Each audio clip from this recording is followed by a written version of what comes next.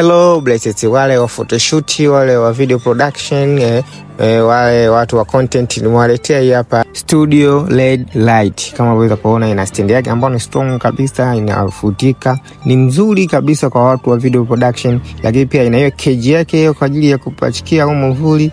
Ni mzuri kabisa kama unaweza kuona jamani.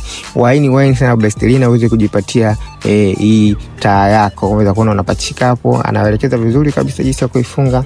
Unapachika kwenye stand na unaweza kuona na hiyo ndio taa yenyewe, ina mwanga mkali sana. Utaona jinsi hapo inavyo display. So karibuni sana hapa Blestelina muweze kujipatia hii package. Ni kwa bei rahisi sana kuliko kawaida.